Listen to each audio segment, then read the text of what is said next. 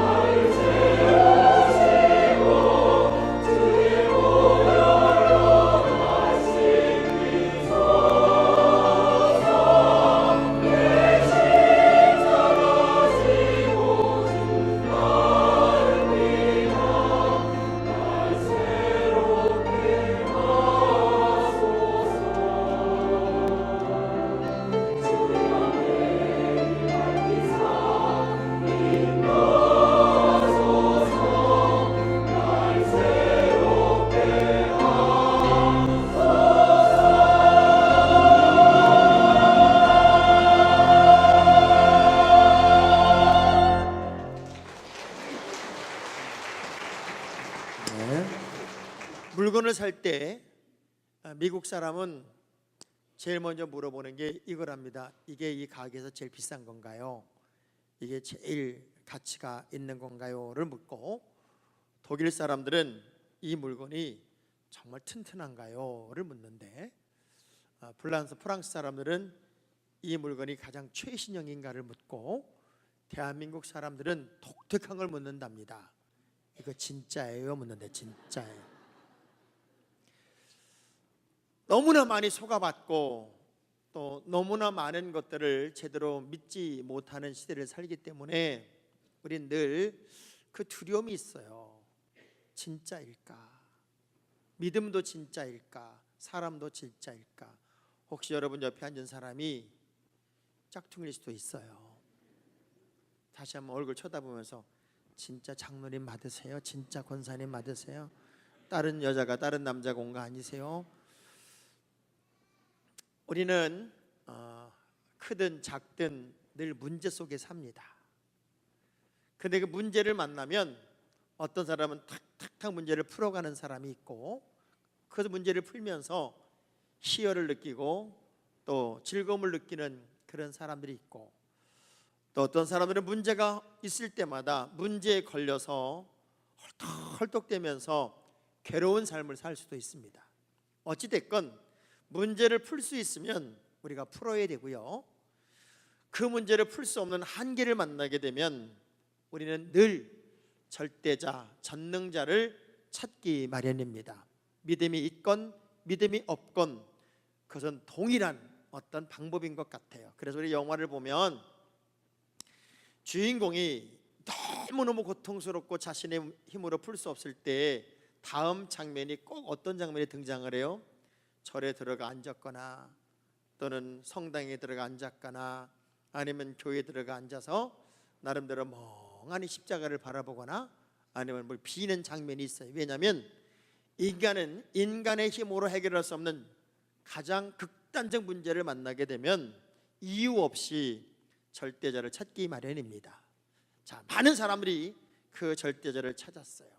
그런데 하나님을 아는 사람들은 진정한 길을 찾은 것이고 진정한 목적지를 찾은 거라면 하나님을 모르는 사람들은 향방 없이 방향도 모른 채 헤매는 것과 똑같습니다.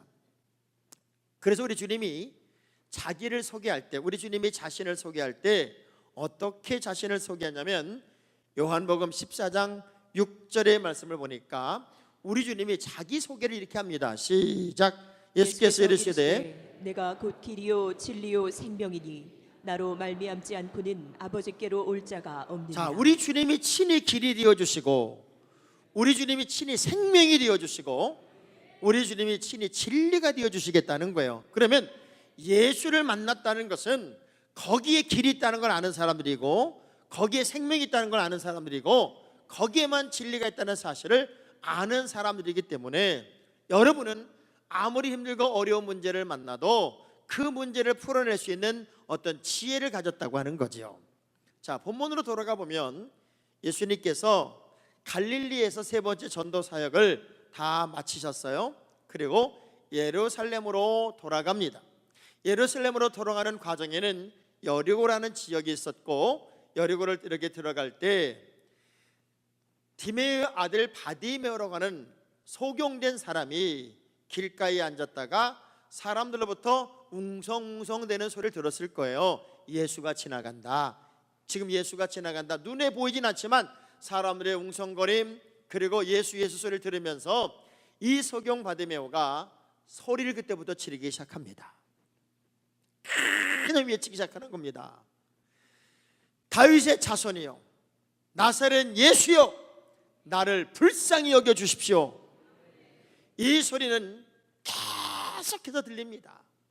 가까이 올수록 사람들은 예수님의 일행이 지나가는 그 환경에 마치 사람이 회방자처럼 방해자처럼 느껴졌기 때문에 쫓아와서 이렇게 말합니다. 좀 조용히 해주세요. 좀 가만히 있어요. 시끄러워요. 이렇게 얘기를 해요. 어떤 열정을 찬물로 끼얹는 그런 이야기를 사람들이 계속 하는 거예요. 놀라운 건 기죽은 게 아니에요. 그래서 주눅든 게 아니에요. 이 바디메오 좀 보세요. 더욱 소리질러 더욱 크게 소리질러 다윗의 자손 예수여를 외치고 있어요. 여러분이 어떤 거룩한 도전 꿈을 꾸고 사명을 감당하려고 할 때 보면 회방자가 있지요. 여러분을 의기소침하게 만들고 그리고 지치게 만들고 왠지 기죽게 만들고 억울하게 만들어낼 수 있는 환경들이 만들어지지요. 그래서 우리는 주저하지 말라는 거예요. 더욱 주님을 찾자는 거예요. 더욱 불러보자는 거예요. 그래서 우리 주님이 물어요. 너 내가 너한테 뭐 해주기를 원해? 딱 한마디만 합니다. 보기를 원합니다. 이유가 없어요. 나는 이것 때문에 당신을 찾았습니다. 이것 때문에 당신을 불렀습니다. 그 한마디가 보기를 원합니다 였어요. 똑같은 장면이 다른 성경 요한복음 5장에는 38년 된 병자가 예수님을 만나는 장면이 있습니다. 그 장면을 한번 이렇게 들어가 보면 38년 병자로 살아가는 그 삶이 얼마나 고통스러웠을까요? 그런데 전통이 하나 있었어요. 베데스다 연못가에 사람들이 병자들이 쭉 있는데 저 물이 확 동할 때 첫 번째만 들어가면 병이 낫는다는 정설이 있었고 아마 그런 것들이 실제적으로 일어나고 있었던 것 같아요. 그러니까 많은 사람들이 계속해서 거기 모여 있었겠죠. 그 38년 된 병자를 예수님이 만나요. 그리고 이렇게 질문합니다. 내가 낫기를 원하느냐? 그러면 뭐라고 그래야 돼요? 너무 질문이 어려운가요? 너 낫고 싶니? 그럼 뭐라고 그래야 되냐고요? 예, 낫고 싶습니다. 그거면 더 이상 할 말이 없잖아요. 그런데 이 사람 좀 보세요. 요한복음 5장 7절입니다. 뭐라고 얘기하나 보세요. 시작. 병자가 대답하되 주여 물이 움직일 때에 나를 못에 넣어주는 사람이 없어 내가 가는 동안에 다른 사람이 먼저 내려가나이다. 자, 이게 성경적 표현이니까 좀 미화가 됐어요. 이 사람은 마음속에 분노가 가득 차 있습니다.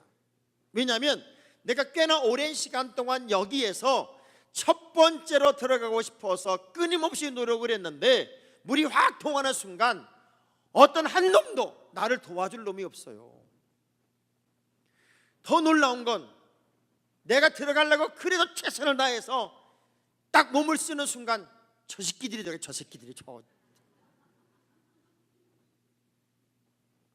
왠지 화가 나 있어요. 왠지 짜증이 나 있어요. 왠지 즐겁지가 않아요. 단순하게 하나만 내는 거예요. 낫고 싶습니다.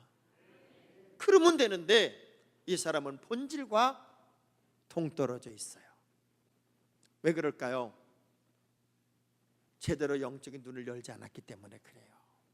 저는 오늘 사람들은 원망하고 불평하고 결국 이 38년 된 병자는 예수님을 고발한 사람이 되었고요. 그리고 나중에 예수님이 38년 병자를 만나면서 이렇게 말합니다. 더 심한 게 걸리지 않게 너 조심해라. 그리고 38년 병자 이야기가 끝이 나요.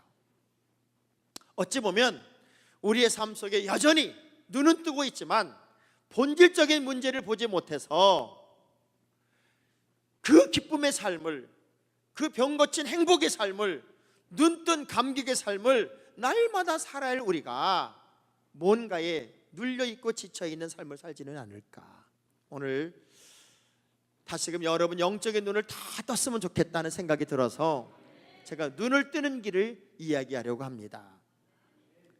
엘리사가 아람 군대에게 사로잡혔어요.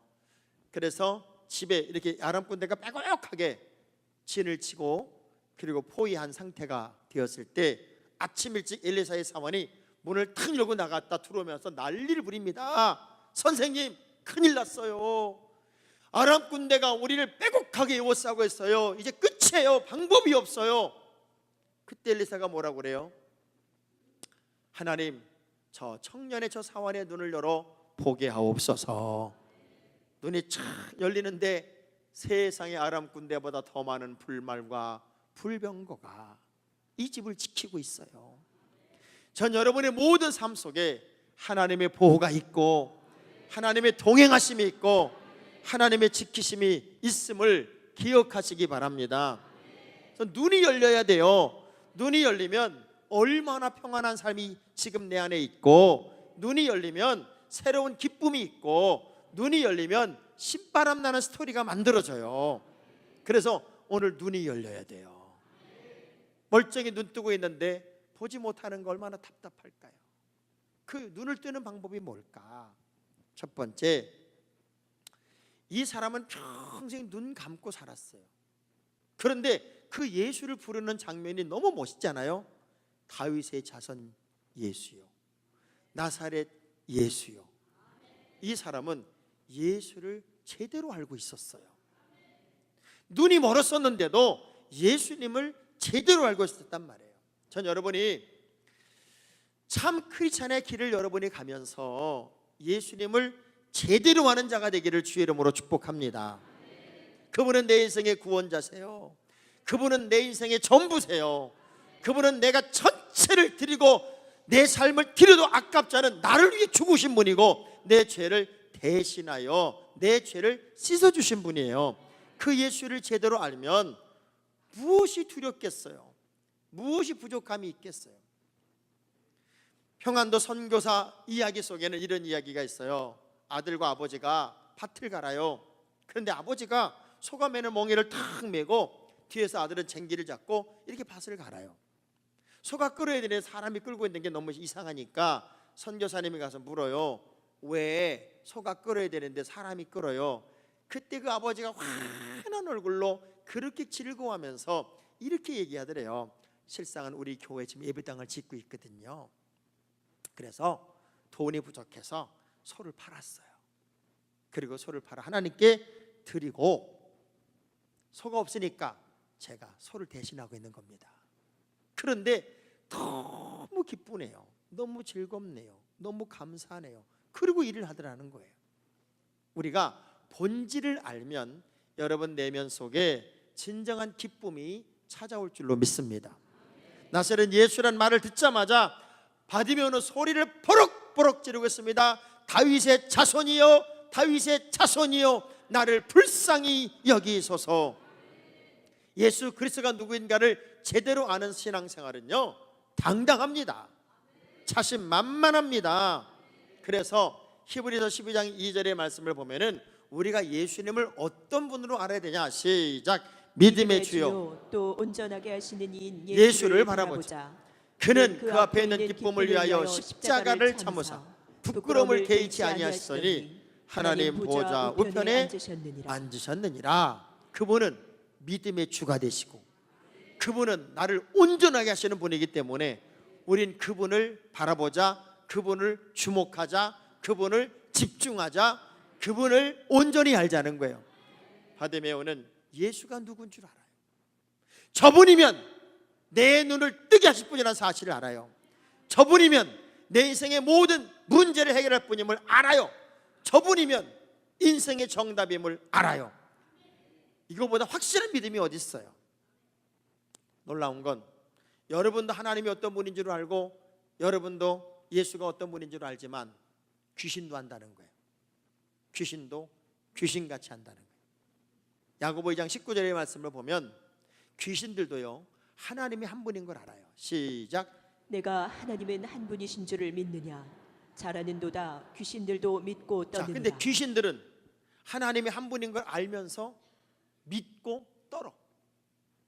근데 우리는 하나님이 내 인생에 한 분인 걸 아는데 행복해. 그래서 진짜 믿음의 사람과 믿음이 없는 사람의 차이가 뭐냐? 기쁨이 있느냐 기쁨이 없느냐의 차이고, 하나님을 제대로 아느냐 설 아느냐가 차이예요. 그래서 안다는 말은 두 가지로 늘 쓰였죠. 하나는 기노스코, 하나는 오이다란 뜻이에요. 이 기노스코란 말은 체험적으로 아는 거예요. 체험적으로. 이렇게 살아보다 보니까 이렇게도 겪어보고 저렇게도 겪어보고 이렇게도 만나보고 저렇게도 만나보면서 정말 제대로 아는 것을 기노스코의 알미라고 그러고, 오이다의 알미라는 건 체험이 아닌 모든 지식을 통해 습득하는 지식을 오이다라고 말합니다. 자, 그러니까 우리는 이 두 가지를 통해서 다 하나님을 알아요. 예를 들면 이런 거죠. 여러분은 미국의 수도가 어딘 줄 알고 있어요? 죄송해요, 어려운 걸 질문해서. 미국의 수도가 어디예요? 자, 워싱턴이에요. 그래서 워싱턴에 대한 공부를 쫙 해서 30분 동안, 거기는 백악관이 있고 거기는 많은 박물관이 있고 거기는 이번에 성경 박물관도 새로 생겼고 뭐 워싱턴은 뭐 쫙 설명했어요. 30분 동안을 쫙 설명하고 뭐 인구가 얼마고 뭐 쭉 했어요. 근데 한참을 듣고 있던 사람이 이렇게 말합니다. 가봤어? 이렇게 물어봤어요. 가봤어? 이렇게 물었어요. 그러니까 가보진 않았고 내가 이게 책을 통해서 알고 있는 얘기야. 그랬더니 이분이 뭐라 그러냐면 난 2번 갔다 왔어. 그래. 2번. 자, 그 순간부터 더 말을 할까요? 안 할까요? 알고 있는 지식 얘기는 안 할 거예요. 그리고 뭐라 그럴까요? 좋아? 가보니까 좋아? 이렇게 물을 거 아니에요? 자, 그러니까 지식적으로 안다는 것은 체험을 통해 아는 것에 비하면 그렇게 별건 아닌 것 같아요. 그렇지만 우리가 하나님의 말씀을 통해서 하나님을 알고 여러분의 삶의 현장에서 체험을 통해 하나님을 안다면 그것처럼 신바람 나는 일은 없을 거예요. 그래서 바디메오는 예수가 누구인 줄 알기 때문에 그분을 그렇게 적극적으로 불러요. 그렇게 외쳐요. 그리고 그분만이 내 인생의 모든 걸 해결할 수 있다는 사실을 알기에 소리 지르고 또 소리 지르고 소리 지르고 또 소리 지른단 말이에요. 전 예수님에게 열광하는 여러분이 됐으면 좋겠어요. 다른 것에 열광하지 말고 우리 주님께만 열광했으면 좋겠어요. 우리 옆사람 악수하면서 우리 주님께만 열광합시다. 주님께만. 아멘. 자, 문제는 그렇게 소리 지르고 또 외치고 있는 바디메오에게 사람들의 반응이었어요. 조용히 좀 해라. 시끄럽다. 아주 가만히 안 있어? 여러분이 뭔가 좀 마음 먹고 해보려고 했는데 누군가가 회방을 놔요. 누군가가 마음의 상처를 줘요. 누군가가 왠지 나를 제한하는 것 같고 제지하는 것 같아요. 그러면 주저앉아야 되죠. 안 한다고 때려쳐야죠. 알았어. 그리고 입 꼭 다물어야 되죠. 그런 것 같으면 내가 뭐하러 질문을 하겠어요. 이 사람 좀 보세요. 사람들은 떠들어대는 바디메오를 향하여 꾸짖었다고 말했어요. 무슨 잘못을 했냐고요.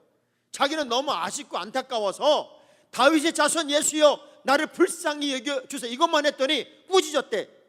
이게 욕했다 그 얘기예요. 그러면 상처가 돼야 되는데 더 놀라운 건 더욱 크게 소리 질러. 따라합시다. 더욱 크게 소리 질러. 멋있지 않아요? 오뚜기가 왜 멋있어요? 넘어지면 일어나고 용수철이 왜 좋아요? 누르면 튕겨나가고 뭔가 영적인 오기가 있어야 돼요. 하나님의 거룩한 일을 감당할 때는 그 영적인 오기가 있어서 정말 내가 하나님의 영광스러운 일을 감당하는데 왜 주눅이 드냐고요? 왜 기가 죽냐고요? 더욱 소리질러 하나님을 불렀어요. 그래서 히브리 11장 33절의 말씀을 보니까 믿음의 영웅들, 믿음의 증인들이 어떻게 살았냐면 이렇게 살았어요. 시작. 그들은 믿음으로 나라들을 이기기도 하며 의를 행하기도 하고 약속을 받기도 하며 사자들의 입을 막기도 하며 사자굴에 들어가서 사자들의 입을 막는 재미, 나라를 이겨버리는 재미, 뭔가 기죽지 않고 주눅들지 않고 작아지지 않고 오히려 더욱 크게 소리 지르고 더 크게 외칠 수 있는 흔들리지 않는 그 거룩한 신앙이 우리의 눈을 뜨게 하는 신앙이더라고요. 더욱 크게 소리 질렀다는 거죠. 바울이 왜 그렇게 멋진 사역을 했을까요? 바울의 멋진 사역은 흔들려도 넘어지지 않았다는 거예요. 그래서 고린도후서 4장 8절부터 10절의 말씀을 보면은 시작. 우리가 사방으로 우겨쌈을 당하여도 쌓이지 아니하며 답답한 일을 당하여도 낙심하지 아니하며 박해를 받아도 버린 바 되지 아니하며 거꾸러뜨림을 당하여도 망하지 아니하고 우리가 항상 예수의 죽음을 몸에 짊어지면 예수의 생명이 또한 우리 몸에 나타나게 하려 함이라. 자, 지금 죽어도 나는 새 생명으로 태어난다. 이 믿음 가지고 얼마나 많이 우겨쌈을 당하고 거꾸로팀을 당하고 회방을 받고 모함을 받고 말도 안 되는 소리를 듣고 그래도 나는 예수의 생명으로 일어났다 그 얘기요. 그 능력으로 일어났다 그 얘기. 여러분, 하루하루를 살아가지만 모두가 여러분에 대해서 여러분 편이 아닌 걸 기억하셔야 돼요. 여러분이 크리스찬으로 산다는 것은 대한민국에서도 85%가 여러분과 다르게 사는 거예요. 그러니 늘 여러분에게 박수 칠 수가 없어요. 그렇죠. 우리는 어떻게 사는 거냐? 더 당당하게 시험에 넘어지지 말고 회방에 약해지지 말고 그리할수록 더욱 당당하게 소리 지를 수 있을 만큼의 영적인 내공을 가지고 살아야 돼요. 자, 주먹 불 끈지고 나는 전천후 크리스찬이다. 느헤미야가 이제 돌아왔을 때 성벽이 다 무너졌어요. 그래서 성벽을 수축하는 일을 시작했더니 도비야, 산발랏 이런 놈들이 막 쫓아와가지고 그렇게 회방을 놓고 모함을 말도 안 되는 말을 해대고 기가 막힌 거예요. 그러면 내가 이거 달라고 여기 왔나? 그런 마음이 들어야 되는데 이 느헤미야 보세요. 절대 기죽지 않아. 그러면서 모든 백성들에게 어떻게 하냐면 느헤미야 4장 23절의 말씀을 보면요, 시작. 나나 내 형제들이나 종자들이나 나를 따라 파수하는 사람들이나 우리가 다 우리의 옷을 벗지 아니하였으며 물을 기르러 갈 때에도 각각 병기를 잡았느니라. 자, 일 멈추지 마라. 옷도 벗지 마라. 그러니까 낮밤으로 일하자. 그리고 저것들이 너를 죽이려고 그래? 병기 들고 나가 싸워라. 그러면서 어떤 환경에서도 하나님의 역사를 멈출 수는 없다. 그리고 밀고 나가는 거예요. 여러분, 영적인 눈을 뜨는 사람의 특성이 뭔가 봤더니 이 바디메오처럼 소리 지르는 거예요. 그리할수록 더욱 막힐수록, 회방받을수록, 제한받을수록, 어떤 장애물이 있을수록 더 강한 도전을 할 수 있는 믿음이 여러분의 믿음이 되어서 새로운 눈을 활짝 열었으면 좋겠습니다. 아멘. 자, 그러고 나서 너무 재밌는 건 우리 주님이 물어요. 내가 너에게 무엇 해주기를 원하느냐? 그러면 스토리가 나와야 돼. 스토리가. 내가 세상에 태어났는데 나는 눈이 안 보였고 그래서 가족으로부터 버림받았고 오도 가도 갈 때 길거리에 구걸하고 있고 뭐 쭉 나와야 돼. 근데요, 빈 말을 할 필요가 없더라고. 딱 한마디만 해. 눈을 뜨기를 원합니다. 보고 싶습니다. 여러분, 신앙생활을 제가 자주 얘기하죠. 단순하라고. 단순하. 뭐 복잡하게 생각할 거 없어요. 만리장성을 쌓을 것도 없어요. 그냥 단순하면 돼. 우리 옆 사람 악수하면서 좀 단순해집시다. 단순해. 응? 그걸 뭘 자꾸 생각하고 복잡하게 할 필요 하나도 없다니까요. 여러분에게는 하나님이 이길 수 있는 능력도 주셨고 감당할 시험밖에는 허락하지 아니하시며 이미 영적인 내공을 갖게 하셔서 멋지게 승리할 수 있는 힘도 주셨습니다. 성경을 쭉 보다 보면 모든 성경이 하나님이 사람에게 영감을 주어서 이 말씀을 기록하게 했는데 유일하게 하나님이 직접 기록한 성경, 직접 기록한 게 뭐예요? 십계명입니다. 십계명은 하나님이 직접 썼어요. 직접. 그 십계명이 뭐예요? 하나님 사랑, 이웃 사랑이에요. 아주 단순하게 1부터 4계명은 하나님 외엔 다른 신을 두지 마. 나 질투하는 하나님이다. 다른 하나님 내 앞에 세우면 나 3, 4대까지 저주 내려버릴 거야. 근데 바로 세우면 1000대까지 복 준다. 이게 1부터 4계명이에요. 5계명부터 10계명은 모든 관계에서 성공해라. 어떤 사람과의 관계에서도 다 성공해야 돼. 이 두 가지 단순한 거예요. 이걸 정확하게 하나님이 찝어주셨어요. 그럼 우리는 단순하게 사는 거예요. 그래서 어린아이 같아야 천국에 들어갈 수 있다. 어린아이가 어떤 스타일이냔 말이에요. 단순한 거예요. 그러니까 우리가 은혜가 있으면 단순해져요. 자, 제가 여쭤볼게요. 1 더하기 1은? 너무 어려워요? 자, 다시 한번. 1 더하기 1은? 딱 나오는 거예요. 365 곱하기 287은? 그때부터 중얼거려요. 그러니까 은혜가 떨어지면 중얼거려. 자꾸 중얼거려. 자꾸 복잡해져. 은혜 있는 성도는 딱딱딱딱 나가는 거예요. 내가 너에게 무엇 해주기 원해? 보고 싶습니다. 그거면 끝이잖아요. 자, 연습 한번 해보십시다. 내가 여러분에게 무엇 해주길 원하십니까? 그럼 여러분 다른 거 하지 말고 포커스 이것만 하세요. 자, 제가 이제 하나님 대역하는 거예요. 내가 너에게 무엇 해주길 원하느냐? 그러면 끝나는 거잖아요. 거기에 저게 문제고 이게 문제 아니다. 보고 싶습니다. 딱 끝난 거야. 우리 주님이 그게 너무 좋았어. 그래서 그의 눈을 탁 뜨게 합니다. 여러분 어쭈구리란 말 알아요? 어쭈구리? 예? 어쭈구리. 자기 능력이 안 되는데 능력 이상으로 뭘 자꾸 해내려고 하는 사람을 쳐다보고 하는 말이 어쭈구리 그런다는 거야. 이 어쭈구리 어원을 보니까 되게 웃기는 어원이 있더라고요. 요런 조그만 구덩이에 이잉어가 한 마리 살고 있었는데 그 구덩이에 메기가 들어와 버린 거예요. 들어오는 그 순간부터 메기가 잡아먹으려고 어떻게 쫓아다니는지 이잉어가 도망다니다 도저히 도망을 못 가니까 물로 탁 튀어나왔어.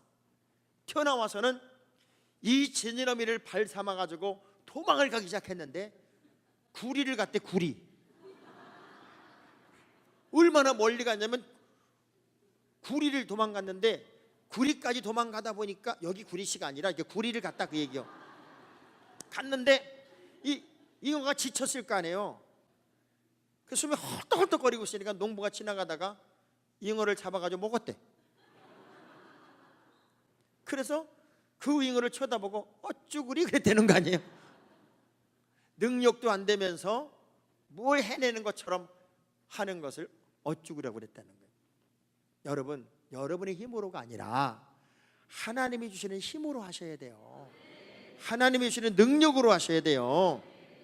우리 하나님은 절대로 껍데기로 안 봅니다. 이게 고사성어로 불취이모라고 그래요. 불취이모. 사람은 자꾸 껍데기를 보는 거죠. 예를 들면 원님이 어느 집에 부잣집에 가서 분명 신부는 원님인데 나무꾼 옷을 입고 딱 뒷짐을 지고 이리 오너라 물 좀 한 바가지 얻어 먹자 그랬어요.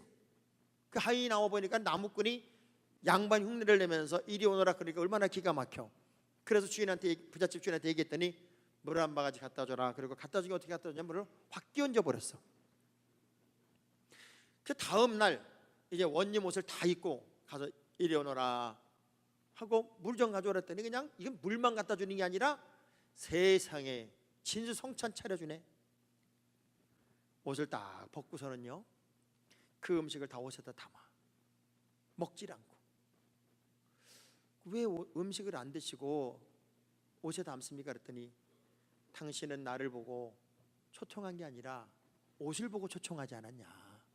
그러니 이건 내가 먹을 게 아니라 옷이 먹을 거다. 그래서 옷에다 줬다는 거예요. 세상 모든 사람들은 껍데기에 열광합니다. 그러나 우리 주님은 중심의 기쁨을 찾습니다. 얼마나 단순하고 얼마나 심플하고 얼마나 여러분이 분명한 기준을 갖고 사느냐가 정말 중요한데 히브리 12장 1절의 말씀을 보면 시작. 이러므로 우리에게 구름같이 둘러싼 허다한 증인들이 있으니 모든 무거운 것과 얽매이기 쉬운 죄를 벗어버리고 인내로써 우리 앞에 당한 경주를 하며 모든 무거운 거 얽매인 거 벗어버리고 이제는 아주 분명한 기준을 가지고 단순하게 하나님이 원하는 방법을 찾자는 거지요. 그래서 내가 너에게 무엇 해주길 원하느냐? 단 하나였어요. 이것 때문에 주님 부른 거였어요. 보기를 원합니다. 그리고 이 사람은 응답을 받아서 보게 되었습니다. 아내가 차를 몰고 처음 새 차를 몰고 가다가 어느 차를 긁었어요. 내려서는 죄송하다고 막 인사를 하고 보니까 저 옆에 차는 쭉 긁혔고 자기 차는 앞 범퍼가 확 찌그러졌어요. 면허증을 이제 서로 주고받고 적어야 되는데 이 여자가 처음 새 차를 신랑한테 선물 받아서 이렇게 차를 긁고 이 차가 이렇게 망가진 거에 대해서 그 사람한테 미안하고 하면서도 남편한테 미안해서 울어. 그러니까 옆에 있던 사람이 안 됐어. 그래도 어떻게 해요? 그냥 면허증을 다시 써야 되니까 자동차 등록 좀 봅시다. 그러니까 자동차 등록증을 여자가 딱 꺼내는데 거기 편지 한 장이 써 있는 거예요. 남편이 이 여자에게 써놓은 편지요. 여보, 혹시 운전을 하다가 차가 사고가 나서 차가 다 부서져도 나는 차가 중요한 게 아니라 당신도 중요한 거니까 차에 대해서는 조금도 아까워하지 말고 당신이 다치지 않은 것만 늘 감사하시오. 그걸 보고서는 더 울었을까 덜 울었을까.